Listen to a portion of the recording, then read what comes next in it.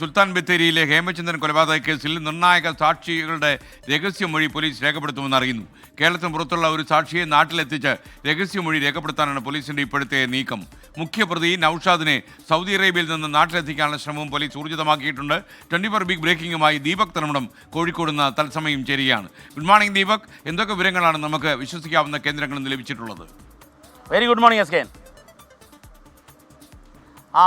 ഈ അന്വേഷണ സംഘത്തിൻ്റെ തലപ്പത്തു നിന്നും ലഭിക്കുന്ന വിവരം അനുസരിച്ച് ഇതിൽ ചില 164 സ്റ്റേറ്റ്മെൻറ്റുകൾ, അതായത് രഹസ്യമൊഴികൾ രേഖപ്പെടുത്തേണ്ടതുണ്ട്. അതിലേക്ക് പോലീസ് കടക്കും. കാരണം ഈ കേസ് കോടതിയിൽ വളരെ കൃത്യമായി ആസൂത്രിതമായ തട്ടിക്കൊണ്ടുപോകൽ കൊലപാതകമാണെന്ന് തെളിയിക്കേണ്ടതുണ്ട്. അത് പോലീസിനെ സംബന്ധിച്ചിടത്തോളം ദുഷ്കരമാണ്. കാരണം ഇത് 1.5 വർഷത്തോളം പഴക്കമുള്ള കേസ്. അങ്ങനെയൊക്കെ നോക്കുമ്പോൾ ഇതിൻ്റെ ഗൂഢാലോചന തെളിയിക്കണം. പോലീസിന് ശ്രമകരമായ ഒരു ദൗത്യമായതുകൊണ്ട് തന്നെ പോലീസ് വളരെ ശാസ്ത്രീയമായാണ് ഈ അന്വേഷണം മുന്നോട്ട് കൊണ്ടുപോകുന്നത്. കാരണം ഇതിൽ കൂടുതൽ പ്രതികൾ ഉണ്ട്. ആ പ്രതികൾക്ക് ഇതിൽ സംഘം ചേർന്നുള്ള ഗൂഢാലോചന കൃത്യമായി തെളിയിക്കാൻ, ഇതൊരു ആസൂത്രിതമായ കൊലപാതകമാണെന്ന് തെളിയിക്കാനുള്ള ചില കൃത്യമായ മൊഴികൾ ഇതിൽ ലഭിക്കേണ്ടതുണ്ട്. അത്തരം മൊഴികളിലേക്ക് പോലീസ് കടക്കുന്നു. അത് ഒരാളെ സംസ്ഥാനത്തിന് പുറത്തു നിന്നും കേരളത്തിലേക്ക് എത്തിച്ച് രഹസ്യ മൊഴി രേഖപ്പെടുത്തും മജിസ്ട്രേറ്റ് മുൻപാകെ എന്നാണ് അറിയുന്നത്.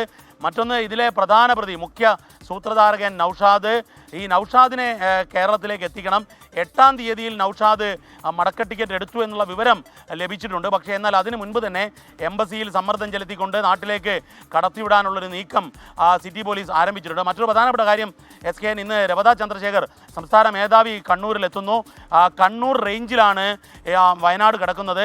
സ്വാഭാവികമായും ഈ കേസിനെക്കുറിച്ചുള്ള ഒരാലോചന പുതിയ സംസ്ഥാന പോലീസ് മേധാവി നടത്തിയേക്കും.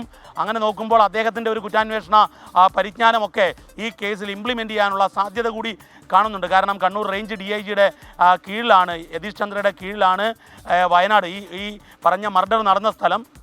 മറ്റൊന്ന്, സിറ്റി പോലീസ് കമ്മീഷണർ T നാരായണനും അദ്ദേഹത്തിൻ്റെ കീഴിൽ നേരത്തെ ജോലി ചെയ്ത ഒരാളാണ്. ആ നിലയിൽ കേസിൻ്റെ ഒരു അന്വേഷണത്തിൻ്റെ പുരോഗതി ചിലപ്പോൾ DGP വിലയിരുത്തേക്കുമെന്ന സൂചന കൂടി പോലീസ് തലപ്പത്തൊന്നും ലഭിക്കുന്നുണ്ട് എസ് കെ. ദീപക് തലമുടമാണ് വിവരങ്ങൾ നൽകിയത്.